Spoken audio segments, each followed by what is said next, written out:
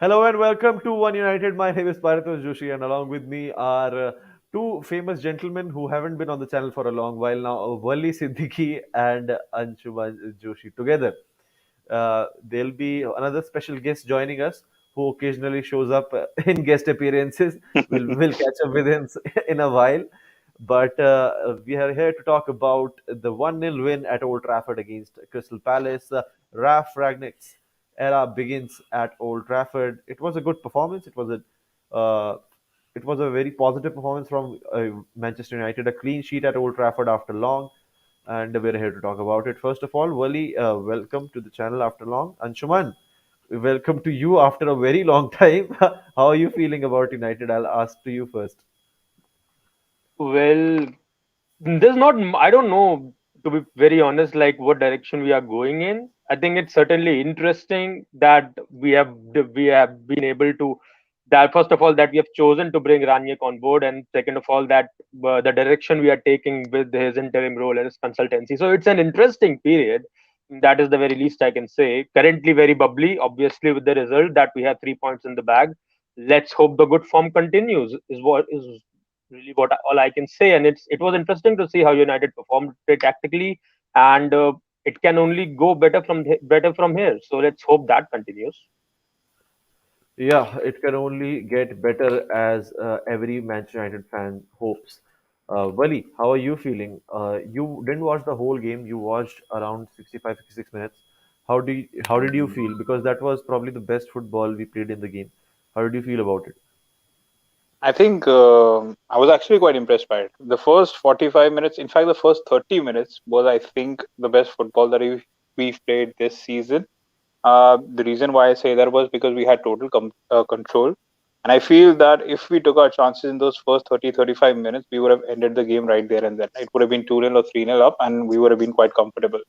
But since our players have been deprived of I wouldn't say tactics, but the right tactics, which could actually result in a proper win. I think it will be hard for them to adjust to that. It was just one training session. In spite of that one training session, I think we did quite well. And it'll take a lot of time because you could say in the first 30 35 minutes we were actually pressing them high, and then in the final 15 minutes of the first half, the energy levels were down to an extent. So it was good. But the other thing that I found really nice about our team today was that the way that we were organized in defense, and that is something which I want from this team. It's So it better was that we good. win. Uh, who was that? Hello? Was there an echo, or did someone? No, no, I don't think there was an echo. Okay, okay, fine. Sorry for that. So, I was saying that we were organized in defense, and the thing was that I would rather prefer my team to win 1-0 rather than winning 4-3 or 5-4. That would be something which will actually be better for us in the long run. And the lesser defensive duties Harry Maguire, Victor Lindelof, or Aaron Wan-Bissaka, even though he's not there, they will look better, and that is exactly what happened today. So it's good to see we are probably in the right direction. For the very first time, I'm feeling optimistic about United, and I'm actually looking forward to it. Okay, so it was a good performance, I think, from Manchester United, from Ralf Ragnick. It was a good performance to begin with.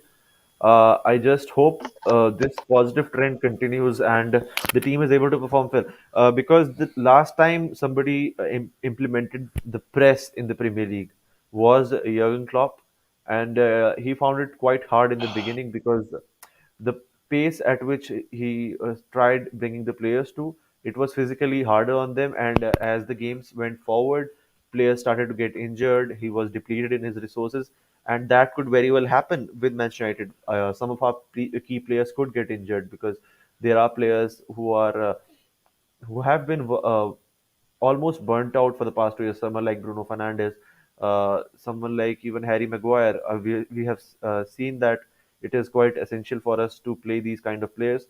With Rafael Varane injured, I hope he comes back and he can provide another defensive dimension to us.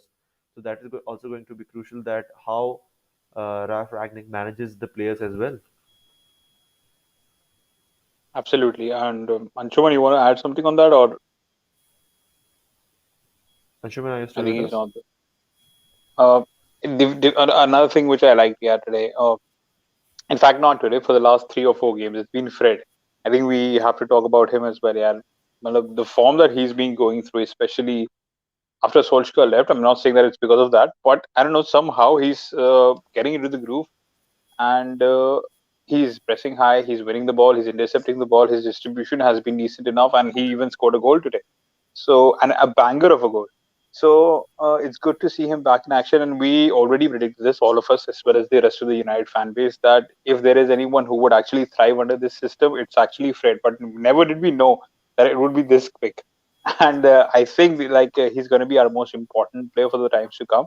So we better rely on him on over here. McTominay, I still have reservations on. I think another good thing which I like from Ralf Rangnick in the post-match conference was that he said that there were 2 or 3 square passes from Fred and McTominay, and this shouldn't have been done, and this is something which should be avoided. So the good thing is that he has an eye for a detail, which we have been lacking, and he's only going to improve these players. Okay, even though there might be some average players or below average players or some good ones or some world class ones, I think he's going to level them up uh, in one way or another, in the next 6 months. So I'm quite excited to see how it pans out now. Yeah, there's going to be a proper plan in place. That is one of the key things that any United fan can take away from this. That there are going to be talks regarding each and every player. How are they faring in the future plans? What kind of manager do they want? That is going to be the most essential part of Ralf Rangnick's role in picking up the next person uh, to be at the helm at United, even if he moves on to a advisory role if the time comes. And that's also going to be essential what strategy they are going forward with, because that has been one of the major concerns for most United fans, that there has been a lack of philosophy, a lack of uh, thought process behind the whole setup. Like Bayern Munich have a very clear philosophy, Chelsea have a philosophy, at least have a philosophy of winning. Like they'll go for anybody, a player or a manager who provides them with trophies. Liverpool also have some kind of mentality with Jurgen Klopp, and they had a very good director of football as well. So does Manchester City. Manchester City have a very big empire with the whole city group, with the clubs they have in other countries as well. So there is a clear philosophy in place, and that has been lacking for Manchester United. For the past few years, if anybody knows United, they know that they have just been surviving on uh, some players, or riding a wave. So that has been the case, and that can change. Ole Gunnar Solskjaer kicked it first to bring the culture back, and now with Ralf Rangnick, there is a possibility of a change, even with the hierarchy that goes beyond the coach. So that is my whole take on the issue. Anshuman, how do you feel about the whole Ralf Rangnick situation? Well, like I said, I think it's interesting that they have chosen to go for such a direction, because this is not particularly a marketable decision, as Manchester United are wont to do. They usually try to go with something that they can get a lot of social media interaction out of. This is not it. This is actually a very smart decision, and this flags up a lot of good issues for us.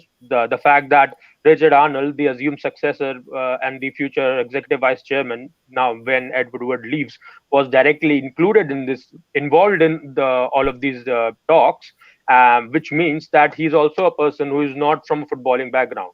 And as much shit as we can throw on the Glazers for being money hungry and not caring about the club, which is all of which is true, it doesn't necessarily have to mean that you have to have a football club that is playing bad football essentially, because this is something that I all the time repeat every time I talk and every time I write, that Manchester United is a well-run business and a poorly run football club.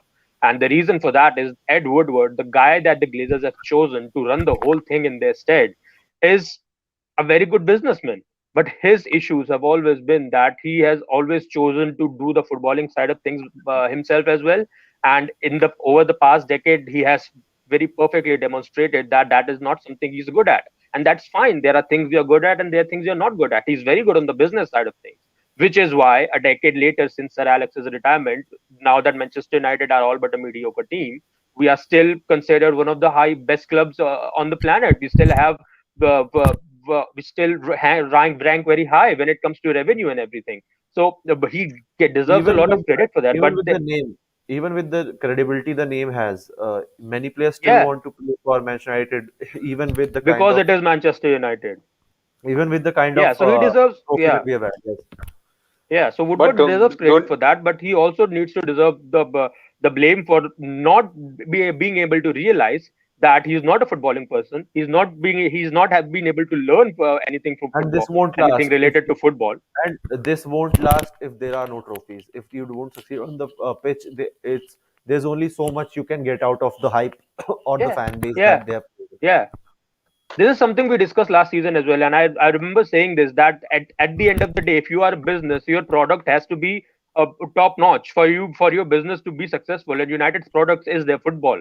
So if they're not playing well, eventually it's going to end in only one way, and right now it seems that it is going in a direction that Edward Wood is leaving as the executive vice chairman, because he's going to continue as a consultant, the same in the same capacity that Rangnick is going to consult and is going to continue in a consultancy role when his interim term ends. So I think having someone like him at the club, someone who is such a football mad person, essentially someone whose contribution towards modern day football goes along the likes of Johan Cruyff and Marcelo Bielsa, that he has had such an influence over the present day managers, over how modern day football is essentially played, and the kind of person who really likes to control a lot of things, who likes to dip his toes into everything, who likes to really know how everything is done. And now that he's 63 years old, he's not a novice, so he's also learned how to delegate his duties. He understands that he cannot do everything by himself, because that is a dangerous situation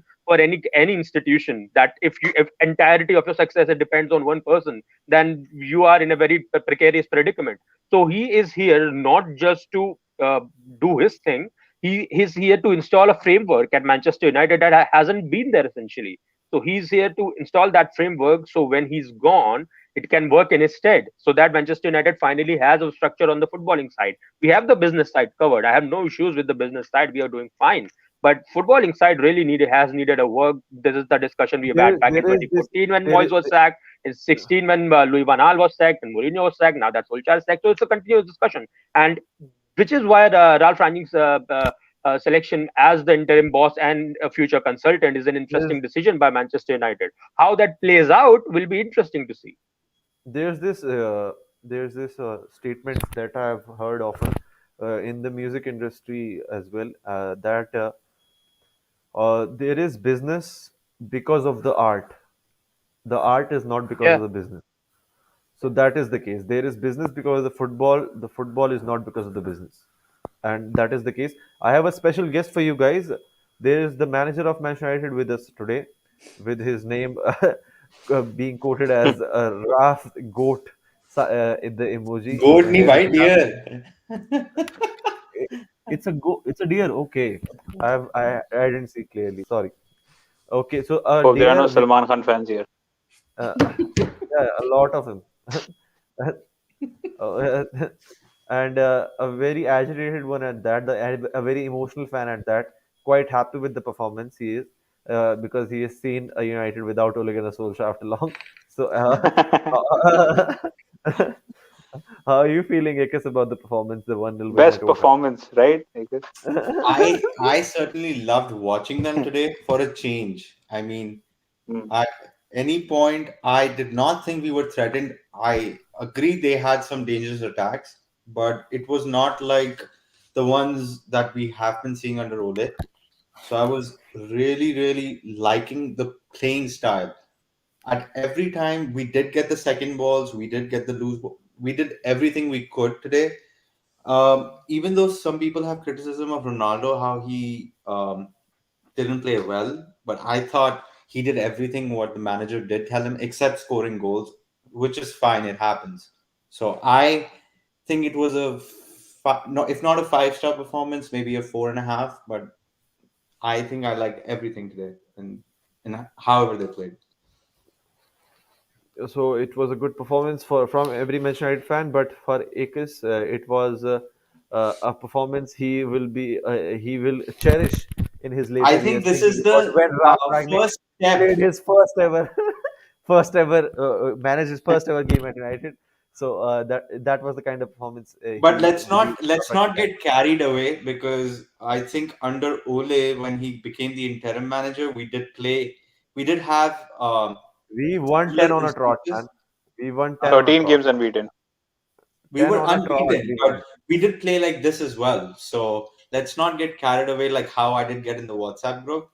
But I certainly loved watching them today. But again, it's Okay, only Crystal Palace. let's go through the subs that we had made. So the first one, the biggest takeaway. Fred Golo Kante said Wally in the group, so that is the talking point. The essential, the crucial uh, cog in the wheel that is Manchester United. Will this finally happen? Will Fred finally come good for Manchester United? The $50 million pay that we paid for him to Shakhtar Donetsk, is it finally going to come good? Has Fred finally found the manager that is going to give him the freedom that he required, the essential role that he wanted to play in? First, I'll ask Anshuman because he looks like he'll have something to say about this. How do you feel about Fred? Because you had him on your FPL team this in this game week. How do you feel about Fred under Ralf Ragnick? Well, over the past 3.5 years, one thing that you cannot fault Fred for is his effort, that he always gives us 100%. Now, whether that 100% works for us or works against us is a completely different discussion, and I get that. And that has a lot of things that are not directly his fault as well. He's being played in a way in which that does not suit him. He's being playing as part of a defensive pivot, whereas he would rather be a number eight. And when you have a defensive pivot of Fred and McTominay, and we have discussed this before, and both of them are not the kind of midfielders that are good on the ball. They would much rather be a number eight that you could bounce off of. Like if Fred was part of a Liverpool midfield and you had someone like Fabinho behind him, performing the anchor role, or someone in Manchester City like Rodri or Fernandinho, which explains why Manchester City wanted to go for Fred in the first place. So he would be much better. So for a long time, that is something that he has had to deal with. That he's been playing as part of a system that does not really suit him or McTominay for that matter. So the effort has never really been an issue. And but this is something Ranik said in one of the post-match conferences as well, that they are very good. The duo of McTominay and Fredge is very good off the ball, which is something we have seen in most of Solskjaer's matches against big teams, especially against last season's victory in Manchester City, where they set up a defensive block. It set up the defensive pivot, which was not very narrow; it was quite wide, and they were able to completely disarm City, and whatever City threw at them, they were just not able to get past a goal, and we had a very good victory that day. So that is one of the examples how Solskjaer's United performed well against relatively dogmatic teams. So there is that.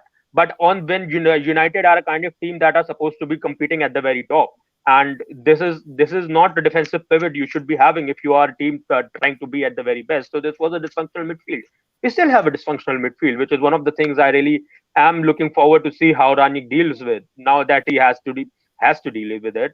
And because we still don't have a functional midfield, and I think someone will be coming in January. Let's see if someone does.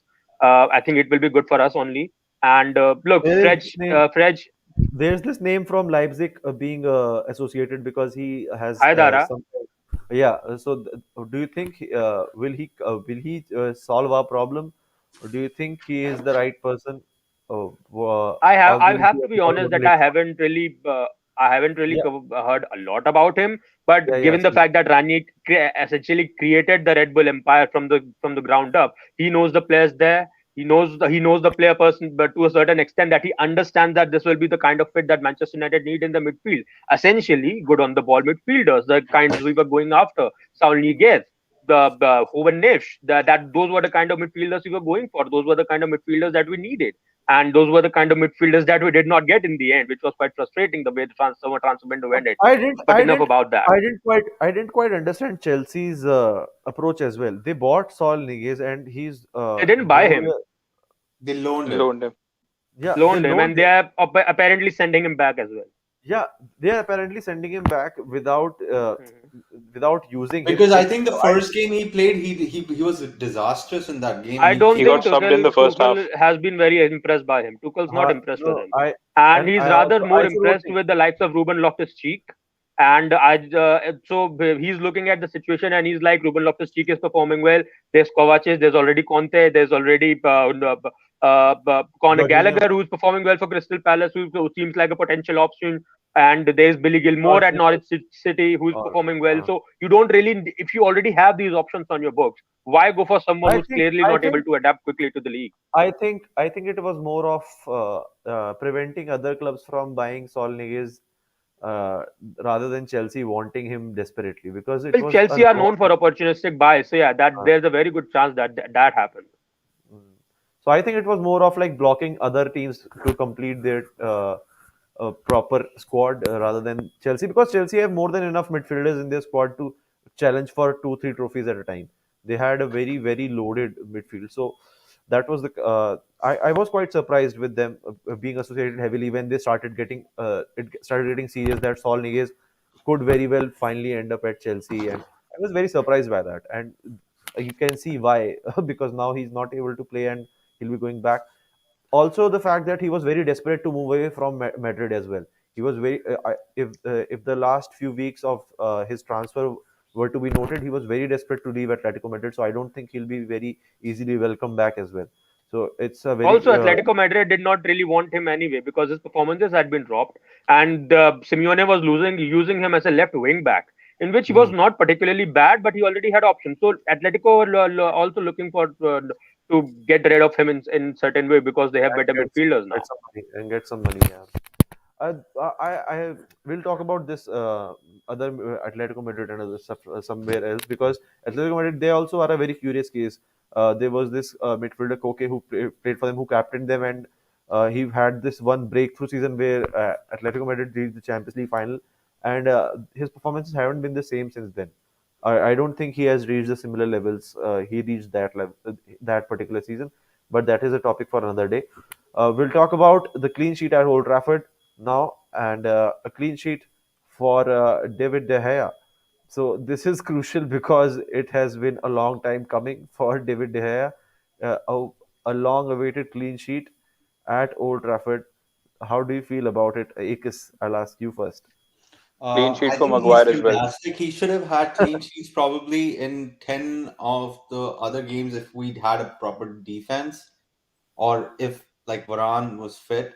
But he's he's also in my uh, fantasy team since the start of the season. Rafael Varane. Yeah, So why have you not replaced him? I De I Gea. I don't actually play. I haven't played all of October. I didn't do any changes, but that's a different thing. So De Gea has been performing like properly since the last season, like probably since February. I feel he's been like the number one, and Ole should have come after Henderson got injured and then he got out of the squad. Ole should have come out and said he's our number one, which he never cleared up. He I won't. blame Ole. Nobody won't. I don't think Ralf will do it, because D Henderson is a very good player, and you want to hold on to your good players. He's a He's young good, but player. they're saying he might leave in January. Dean He Henderson, might, because because he is not getting chances, right? yeah, Even he will. if he, But if De Gea has performed so well since this, okay, you just take since August. He's not going to come in January. We have like 6 games in December, so he's not coming. So there's a chance of Dean Henderson going, and then you get a new goalkeeper. So why not just tell De Gea is our number one? Anyway, that's another if story. But if he goes, if he goes, if he goes, so De Gea has been performing well. His saves are amazing. Reflex actions are like top notch. The only thing, I think he made two mistakes this season, which one was against Arsenal and one in a different game. But again, you he's been our savior since the start of the season. So I have no blame. I don't want to blame him for anything. But I certainly feel that if we had Varane fit, we would have had more clean sheets going in. But today also, I think Lindelof is a great defender. But again, with Maguire, I don't think it suits us. They both are not pacey. They both make mistakes together. Today also, I think one um, Lindelof did make a mistake in the final 5 minutes where he gave a free kick, but they screwed up, and then I think Ronaldo cleared it. No, no, First man. that was he didn't give away a free kick because Zaha was running clear. If he didn't foul I, Zaha, I then actually like that from Lindelof. yeah, So it was I he, like what he did. he it's took not a one for the mistake. team. But he He took took one one for for the the team. team. That is okay. But again, he could have gotten to the. I saw the tackle twice. I think he would have gotten to the ball first if he had a bit more patience. Zaha could have gotten Zaha is to the too ball first. Why Zaha not? is too quick. Zaha is too fast. Zaha is too fast. He won't. So no, He it's never. okay. But I certainly feel if we had a better defense option with Varane coming in, we would have had more clean sheets. So There are Diaz, very few defenders in the Premier League who could outpace Zaha. I don't think, and in a one-on-one run situation, I don't think many defenders could Probably outpace. Eric Bailly. Bahi could have done it. Yeah, maybe, Probably. Mm. but still, that is a question because So Zaha is why very isn't Bahi is playing like like. Bahi played well the games he played? He's not coming in. Then it becomes Nah, Lindelof. man. I love Bai, but it's just that sometimes he makes these rash decisions and that cost the team. So I think that is the case with Eric Bai. I think Bailly won't get I much love game time Eric Bai. under. Yeah, Mm, under I don't Raf, think it's he'll very get much different because he's not because a because player mm, who'll go high up on the pitch to contribute to the play. So that is one issue. Anshuman, how do you feel about the defensive situation and the clean sheet today? I think the most impressive thing that I noticed about our performance today was the structure. Because if you were to sum up Solskjaer's last few months at Manchester United, you could say that it had a lot of heart, a lot of nostalgia-ridden circus, if you want to call it, but there was no structure. There was no plan whatsoever. The midfield was all over the No place, tactics. and it was it. No, I wouldn't say there were no tactics. I wouldn't go that far, but we had seen Solskjaer pulling off great wins in the past, so it's not like he's an idiot. Again, I'll say this again. The work he did with us, we discussed this last season as well. That Solskjaer did not need to be given a contract extension. He should have been given this season. And once we established that he wasn't good enough, someone else could come in and build in instead. That is happening now. Even if, despite United making the cardinal sin of giving him a 3 year extension, is happening. Okay, it's happening. But the one thing that we noticed with Solskjaer that there was very little structure to the team. There was very little. You need to have a balance of both. I like the fact that he reintroduced player freedom, that they could go out and express themselves on the pitch. But that idea alone can no longer suffice in a modern day football where everything is micromanaged down to a level. So you have Pep Guardiola who's telling his teams to move a certain way, to do this, to do that. When one player doing this, do that. You have modern day pressing in which there are triggers and there are very select players doing very select things. And then you have Jurgen Klopp's Liverpool who maintain a certain fixed distance between their different lines of attacking and midfield and defend. So when the other teams are doing so much on the structural side of things, you cannot just tell your players go out and have fun and expect them to do well every day. So eventually it was like a plague and it spread and it affected the dressing room. There were a lot more other factors as well, but that was the be all and end all of it. That by the end of Solskjaer's reign, it just had to be done. He had to go. It was sad that it happened, but it became an inevitability. So that was the thing that I liked about Rangnick's first match. He barely has had any time to have to coach the team, and if immediately you could see some of the foundations that his football always has. That his team has collectively pressing football. There was that 4-2-2 for we were playing in a 4-2-2-2. There was one of the ways in which I believe you could introduce Ronaldo in the team is playing him alongside another striker that can put a lot more runs in his stead, so that his lack of motion doesn't become a lot of problem for us. And the movement that Ronaldo made today, they were not particularly bad. He did not do a lot of pressing, which he has never done, by the way. I don't know why this is a recent issue. Pressing has become the buzzword, I know, but he never pressed in his time at Real Madrid as well. Gegenpressing. So this is not a new thing. So the movements he made was good. Rashford complemented him quite nicely, so that his lack of pressing did not become an issue for us. I And like the that is fact that always going Sancho to and be the Bruno case. Fernandes. I That like was the fact that always going to be the case. Yeah. Please go. Please continue. Please continue. Yeah, so I like the fact that Bruno Fernandes and Jadon Sancho were playing as wide attacking midfielders. They were often interchanging as well. So they had that level of flexibility as well. That if you find yourself on the other side of the Great pitch, movie. just play along unless you can swap back. So it's not like everything is down to a T, and understandably that's not down to a T because he has barely had any time to coach, and yet and yet Manchester United had a lot of structure that we did not have. So I know that Akers might be being a little bit facetious when he says that this was the best performance he says he has seen Manchester United play in a lot of years. But this is probably one of the most structured Manchester United systems that I've seen at least this season, at least this year, Mm. at least, because we have had very little of that. So that was a good thing to see for me. That a defense that we have already discussed the issues that Lindelof and Maguire have, and it's not just the fact that they don't have enough pace stats on FIFA. It's more that they don't complement each other's style of play. And I've really been impressed by Varane, and because I had my doubts about Varane as well, but he has impressed me since then, and he complements both Maguire and Lindelof, and they can play in each other's stead. But I don't think that they complement each other that well as Varane would do alongside Maguire or Maguire or Lindelof rather. So, but both of them were very well. Both of them were coming out of the lines Have when we they had a needed game? to. We Have maintained a we had high a game? line. We maintained a Have high we had line a with game where structure. Have you had a game where Rafael Varane played with Eric Bailly, or has that I don't think combination? so because Yeah, Rafael Varane has been injured for a lot of time. So I yeah, don't yeah. think that So that has happened. But I think he would be able to cover him as well because yeah, he has yeah. that kind of experience. And So I think that is going to be if that happens, that is going to be really really good because defensively Eric Bailly can get those tackles in, and Rafael Varane could be the intelligent defender that you need behind Eric Bailly because Eric Bailly is going to be rash, you know that.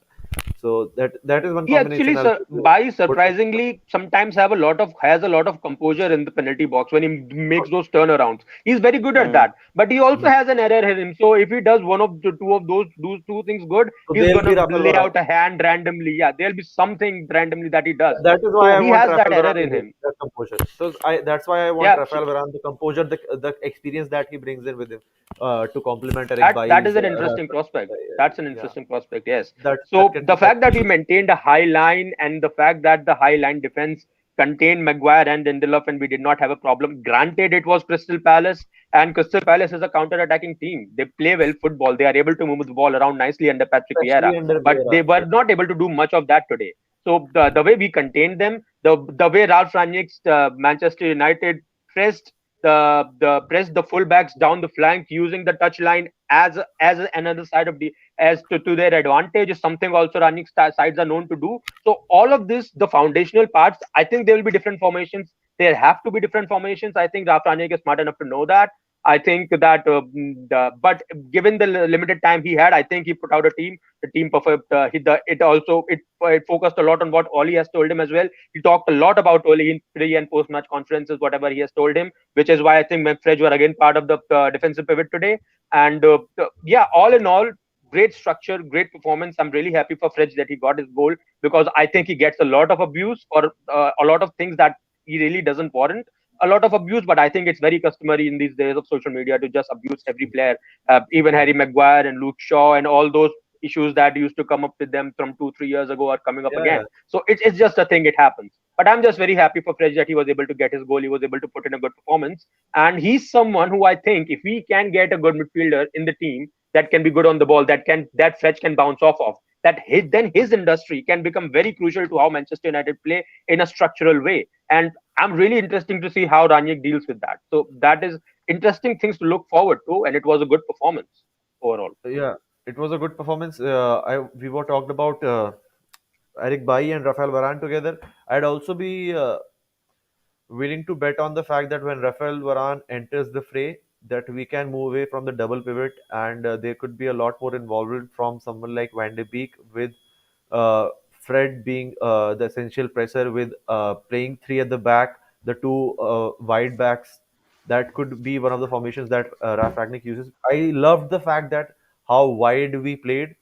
We haven't played this kind of football with the fullbacks coming forward, because there were two three times I remember clearly that there was this complete lack of opposition player in one side of the pitch, and the ball was switched at that particular instant. So that was one thing that was good to see, that there was someone from Manchester United who was waiting for the ball on the other end, and there was finally someone with the vision to provide with the ball as well. So we could have that kind of width with us, so to stretch these kind of teams that play with a lower block, who want teams to attack them from the center so that they are able to defend easily. And that is one thing that I like. I want to see how he fares with the combination of Mason Greenwood, uh, Marcus Rashford, and Jadon Sancho, with how he rotates these players. Edinson Cavani hasn't been involved in in a recent while, so that is also going to be essential. How Cavani is going to be treated, because he's a good player who can be utilized in the 6 months that Ragnick is here. Because after that, I don't think Cavani is going to stay. You have 1 or 2 more years from Ronaldo, but this is one of the top sides you're going to have from Manchester United. And if we are able to have a proper defensive midfielder, which Ragnick puts his faith on, I think this team can challenge for something. Still, they can still challenge for something. So that's going to be essential. And we'll talk about it more the way going forward. But one of the things that I want to talk about with everyone, I talked about it with Dinit last time around. You guys weren't here, so will Donny feature more? Because in this game as well, he didn't get much game time. He was a good feature under Carrick in the limited games that he got, so that showed a different side to him. He played good. Do you think with and that's why I wanted to talk about the situation with Rafael Varane. If Rafael Varane comes in, will Donny get more game time? Do you think that is a certainty, or is that just a question mark, another question mark to be answered by Ralf Rangnick himself? Who do you Wally, want to? Like, Wally, yeah, Wally. fine. I think he will be getting a lot of game time. And the reason for that, for him not starting today, I feel is because since it was his first game, it was Ragnick's first game, and for a manager to set a foot at Old Trafford, facing off against a actually really good Crystal Palace team, you need to be defensively organized. As a result of that, he started Fred and McTominay, whether we like it or not, because they do provide that solidity at the middle of the park. So I think he also said that it's been just one training session. I want my team to gegenpress, but it's something which will not be done by one training session or within a matter of weeks. It is something which needs time. So as a result of that, obviously you can expect him to be a bit cautious at the beginning. So I think once Rafael Varane, like you just said, he comes in, I think he provides in that defensive solidity. He has that recovery pace as well. For example, if there's always a chance of us getting hit on the counter, we have seen it throughout the season so far. But with Varane coming back, if he goes high up the line, or if it's Bailly, for example, I think they might have the recovery pace to actually make the tackle at a crucial juncture of the game. And another fact, why I feel Donny van de Beek will also start is also because uh, we've Solskjaer's downfall was also due to the reason because of which our wingbacks weren't doing well enough. Van Bissaka as well as Luke Shaw, they weren't creating much opportunities over there. So in order to create those, in order to lead more creativity from the middle of the park, I think Van der Beek can be that solution since we already have that from the flanks. I think from the middle of the park, we lacked creativity to an extent. Bruno Fernandes wasn't having the best of games. So as a result of that, I think we need another creator, especially since Paul Pogba is out of the game right now. So like Telles and Delo are already creating a lot of chances. And I feel that if Solskjaer had given them more chances in the past, I think he still would have been in a job because let me tell you this thing, Luke Shaw hasn't been overlapping since the end of the Euros for some reason. And the only person, the reason why Jadon Sancho has also been in good form recently is because Fred is now popping in into the box and he's actually providing him with those overlapping runs. And we saw that in the last game against Chelsea as well. So credit to Carrick for that because he provided an assist. He got tackled in the box. So at the same time, you need your creators from the flanks. You have that now. I think you need another creator at the middle of the park. You will get that once the system is fully implemented in the training ground, which is very likely to happen sooner because I think Varane will be back within a matter of weeks, or if I'm not wrong. So I think and the next game is against Young Boys. It's a dead rubber. So I think Puran he's going to play full 90 minutes. I don't think that's going to be a problem, and I think he needs to be given some game time. If not, January Is window it a is there. dead I think he rubber? I can. don't think there is. I don't think it's a dead rubber. We can still be toppled off the top of the table, right? There's No, no, still no, a. we can't. We can't We're stand. gonna We play. will stay at the top of the table because we beat Villarreal home and away, so we have that advantage as well.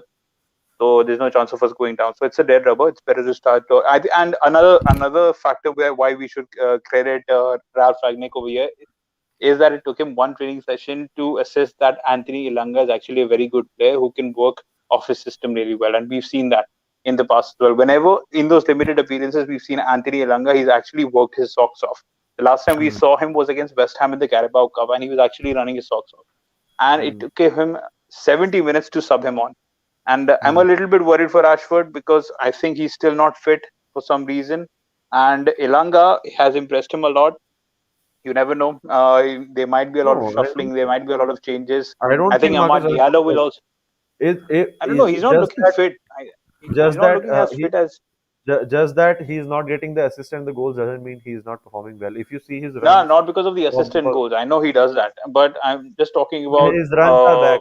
His runs are back. His uh, sideways runs that he does that are back. So I think that that's not going to be an issue.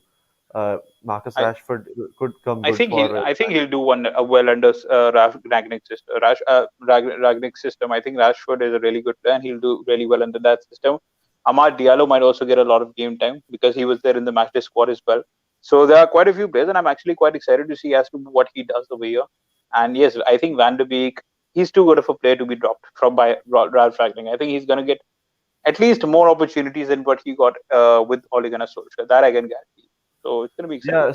Yeah, still there is 1 month approximately to the January transfer window, so we can hope that till that time he's able to have a proper position in the side for someone like Donny van de Beek. Akis, what do you feel about the situation with Donny van de Beek? Do you think he's going to feature more under Ralf Ragnick?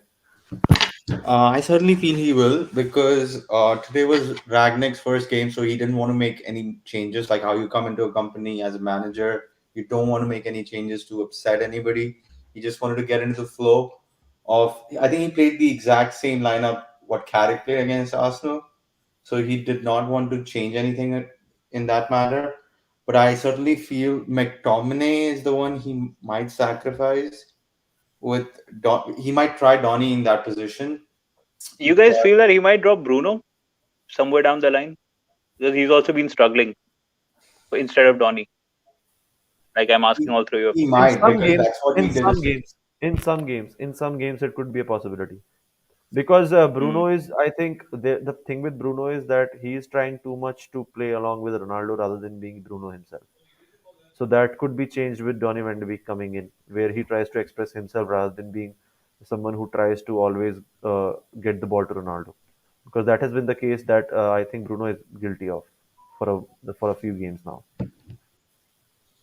So Yeah, yeah, just I continue. certainly feel Donny will play more, and I don't think Donny's gonna leave. But more important thing should be for us that by Lingard and these players are going to leave in June if there's no contract extensions.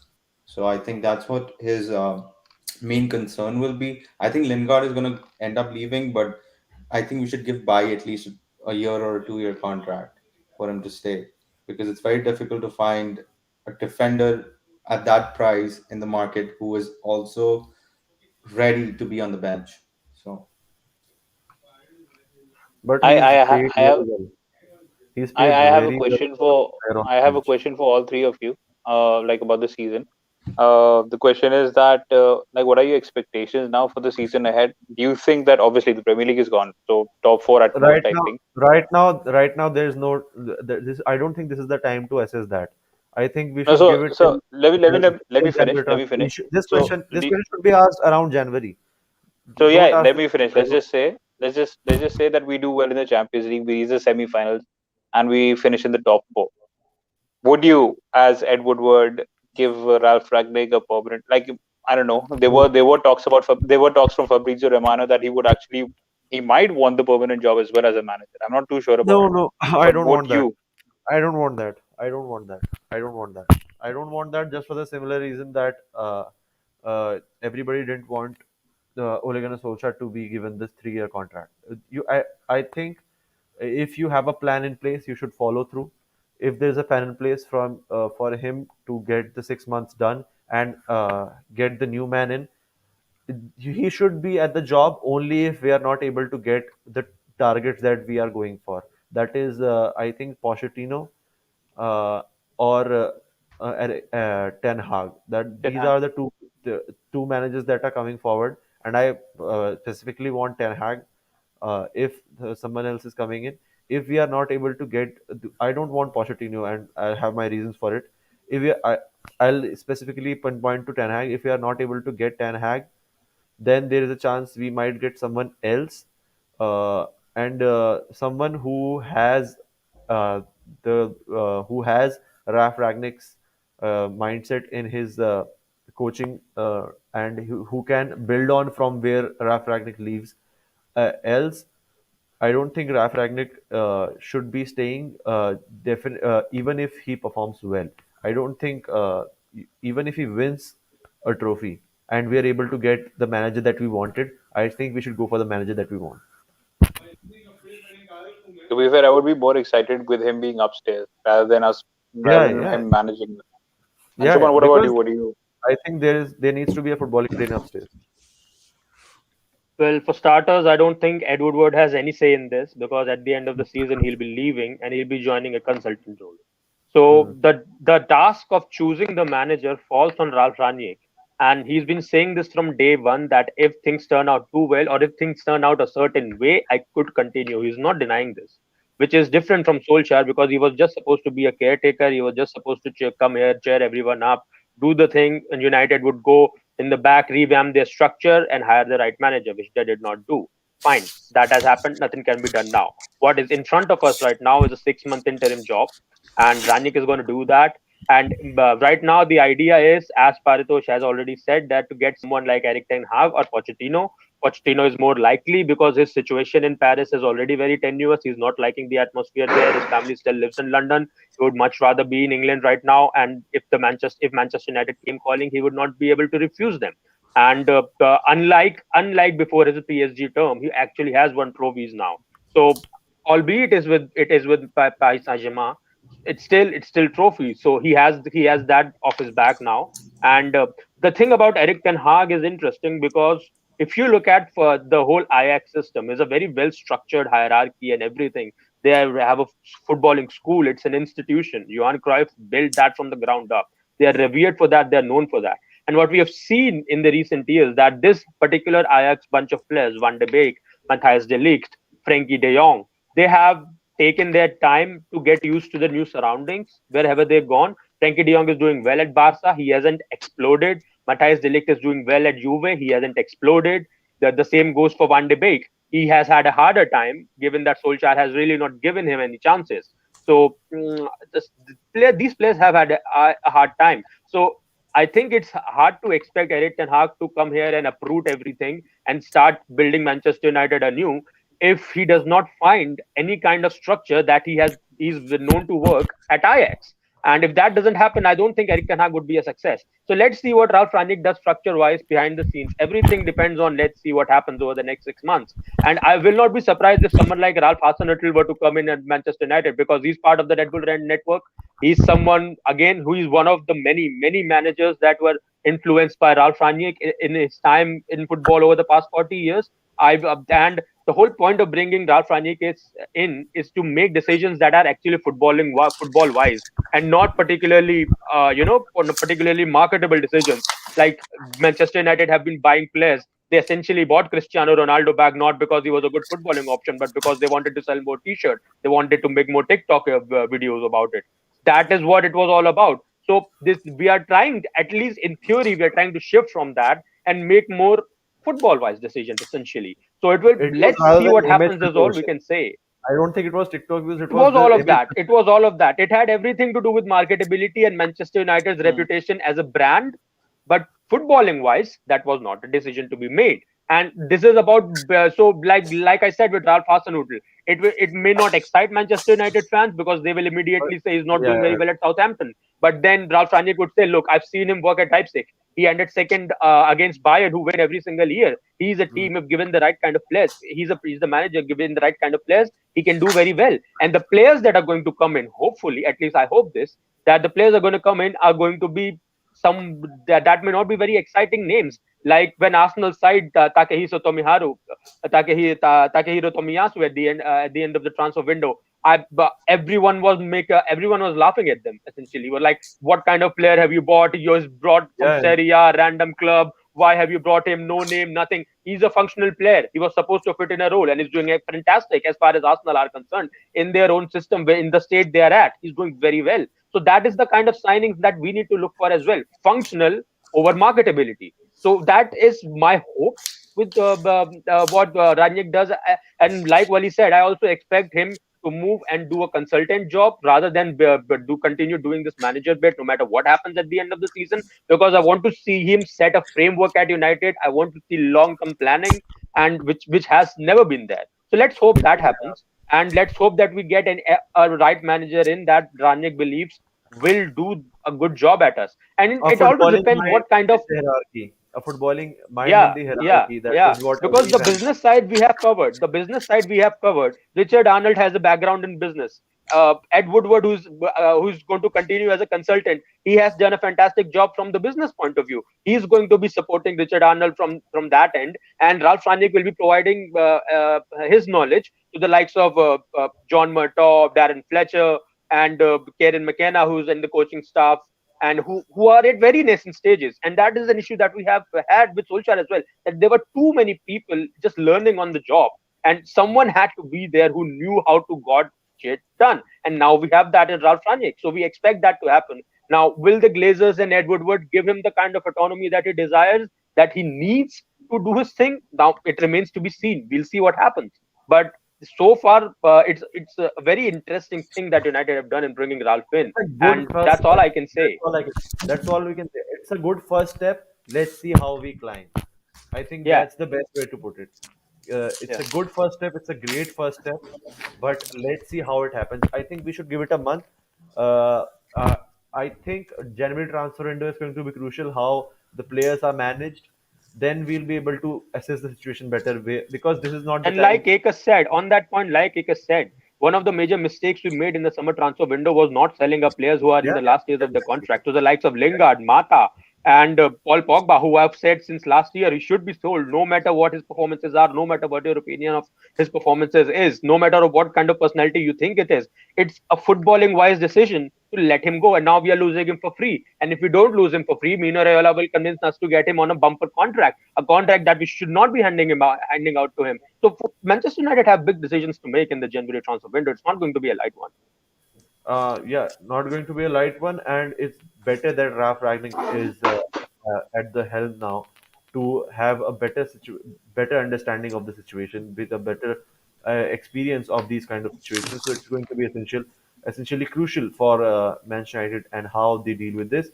I think we'll get back to the channel very soon because the games are gonna come in thick and fast in December, especially near Christmas and Boxing Day fixture that is going to be crucial. So hopefully we're able to get a lot more podcasts in this festive season. I think that was it from us uh, on today's game and about Raf Ragnick. Does anybody want to add anything? Ikis, do you want to add anything? No, I think Anshuman said it very wise, but I have only one problem with the Cristiano Ronaldo situation. I definitely don't think it was similar to a Saul thing that we didn't want him to go to Manchester City or whatever to happened. But it was, I think it's a footballing decision when it comes to Ronaldo that he's constantly performing. We wouldn't be in the Champions League today if he wasn't there.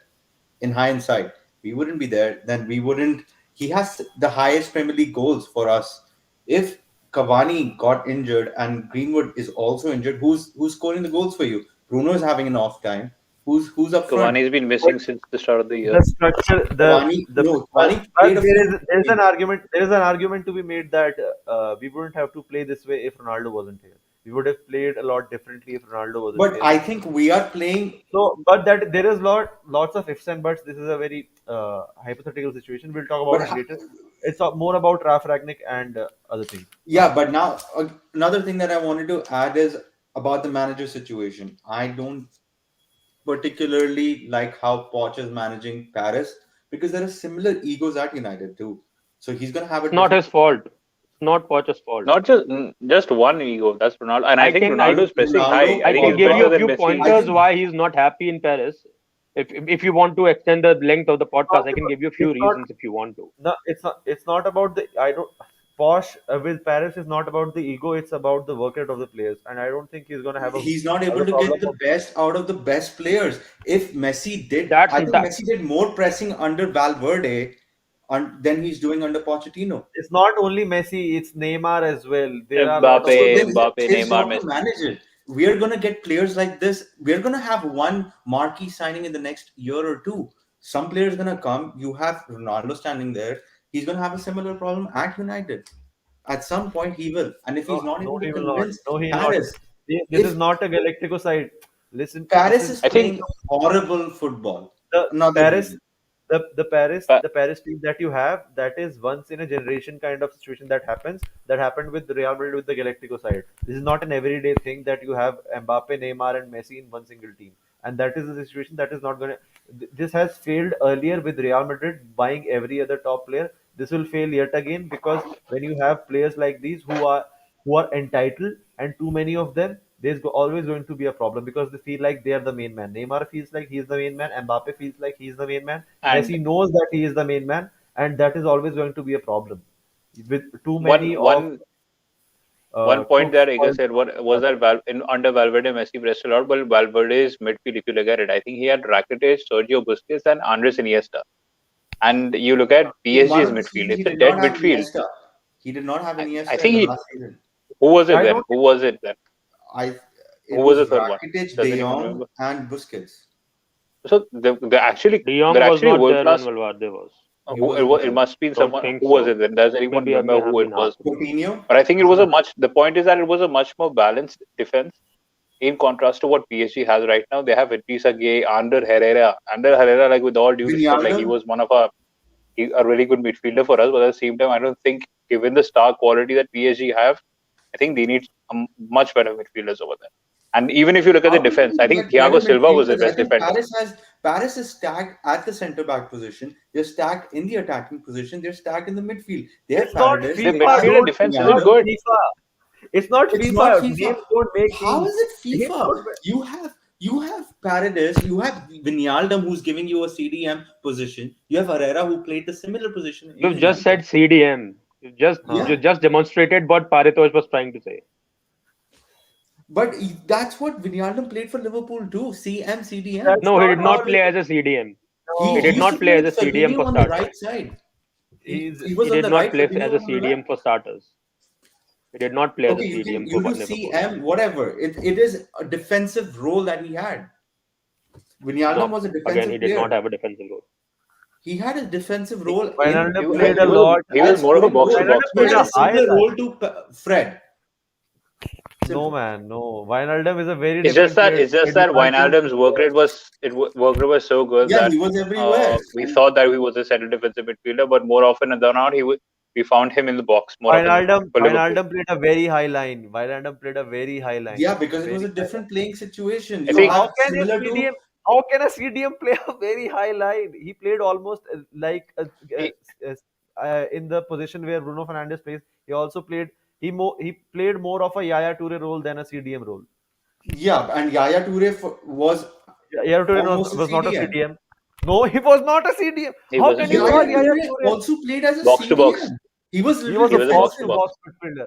Anshuman, please back this up. He's He was Yeah, a something box which box to to box. Pogba. box is a bit Similar defensive. to I Pogba. can try. I can try put some sense into the Paris situation if I could be given the opportunity. Yes, please. Yeah, yeah. Okay, so for starters, PSG is a very political club, which is a situation Poch does not like. It's not him that has who's the only one who has a problem with this. Unai Emery had a problem with this. Thomas Tuchel had a problem with this. They have gone on to leave PSG and win silverware elsewhere, important silverware with sides you would consider are performing quite well. Thomas Tuchel won the Champions League with Chelsea. Unai Emery basically led village club Villarreal. I guess put punch above they waited quite a lot of time for them to win the UEFA Europa League was absolutely massive. So there are good coaches that PSG hire, but there is a political situation that is not tenable for any manager to work there.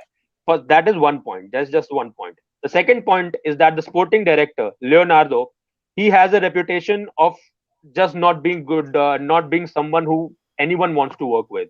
Tuchel had a problem with it. Unai Emery reportedly had a problem with it. Pochettino is having the same issues with him. When there is a recurring pattern, then you are able to understand what the problem is. Solving a problem is understanding what the problem is. Leonardo is turning out to be a problem, and yes, you can say that sporting directors are supposed to be the long term solutions and managers should come and go. But the thing about sporting directors is that the players that they're bringing in, that is not conducive to a team. You are not getting a team at PSG. And again, I will reiterate this. This is not FIFA, like Paritosh said. This is team sport. This is a team sport, and your team need to perform functionally as a team at the end of the day. And if it cannot perform, then it's just a bunch of individuals running around, and too many cooks always spoil the broth. What Pochettino has right now, he likes to play collective football. PSG cannot play collective football because they have three of, you could say, the best players. They are the best players. Nobody is disputing that. But the problem is putting those three in a system Pochettino wants to play, which he cannot do because he wants to play collective football like the ones he did with Son and Moura and Harry Kane in Tottenham. And yes, they did not win anything, but that is the kind of Ericsson. collective football that he likes to play. He cannot do that. He cannot do that because the front three always have to be Neymar, Mbappe, Also, and they are not. Messi. They're Those not going to three sacrifice are themselves. those They're not three going to are sacrifice not the themselves for kind the of team. players who are going to press. Those three, Yeah. like Paritosh said, are going to want to be the main man. Mbappe thinks he's the main man. Neymar is the main man. Messi knows he's the main man, like Paritosh said So again. why is So Cristiano this is pressing not for a us? team. Why is This Cristiano is not. pressing? What did he Because press? Cristiano's work rate was never a problem. This is the thing that everybody questions about. Cristiano's work rate is one of the best you'll have ever in the footballing history. I don't Cristiano's agree work with rate. that. Cristiano is a workhorse, dude. What are you talking about? He is a I very don't agree smart about the player. pressing and the work rate. Anshuman, do you agree with it? And I don't.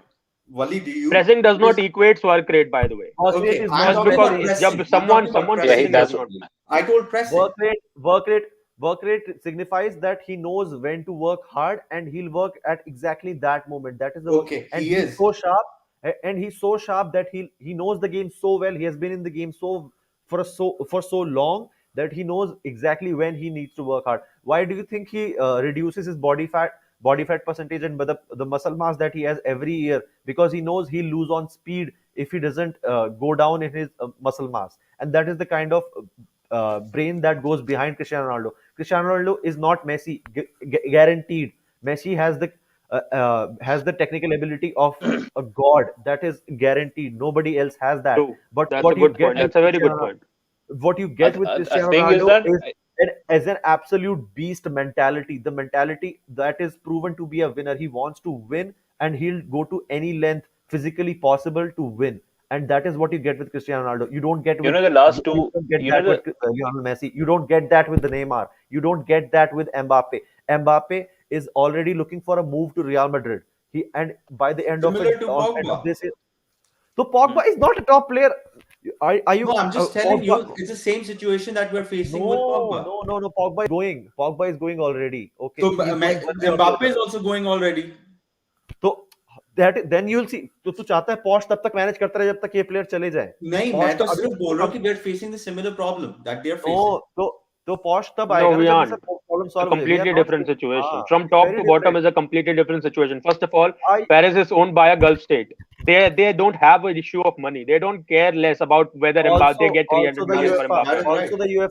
also the UEFA thing, the what is his name, the PSG guy, Nasser Nasser Al Al the Khelaifi. Khelaifi. UEFA board, Al Khelaifi. Uh, the links that they have, the kind of Al- corruption that goes behind, and the kind of politics that goes behind along with UEFA.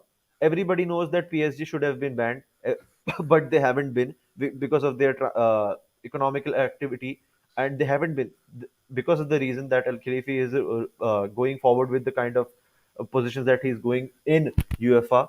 And there is a clear indication about the France football being in bed with UEFA as well.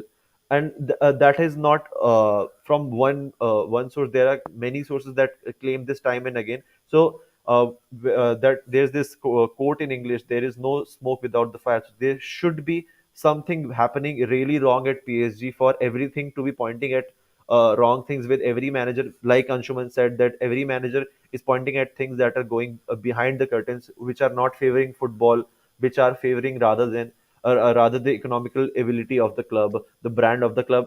This is very similar situation that we have faced with Real Madrid, but to an extent where it could play out to be very badly in for the club. You know what? What's the big catch over here? Pochettino's team is like 12 or 13 points clear, right at the top. Yeah, And in yeah, spite of Hmm. that, he still wanted to leave mid-season. Like there were reports yeah. coming out that he wants to leave. No manager, There's and no If especially space when we United talk came about, for anymore, him, he He man. wouldn't. doesn't They're like not giving Paris. him. especially He doesn't like living in especially Paris. when He we talk doesn't about want to live in Paris. especially when we talk about Pochettino, because we always banter him for not winning something big. He is easily gonna get handed with the league title over here, but he was still willing to walk out of the building. Because earlier we also heard Thomas Tuchel talk about the PSG, and he said that managing PSG is not only about managing the players, but about also their families, their brands, etc., etc. And I know it's difficult. And now another point which I I would like think to say I over think here is I that think one image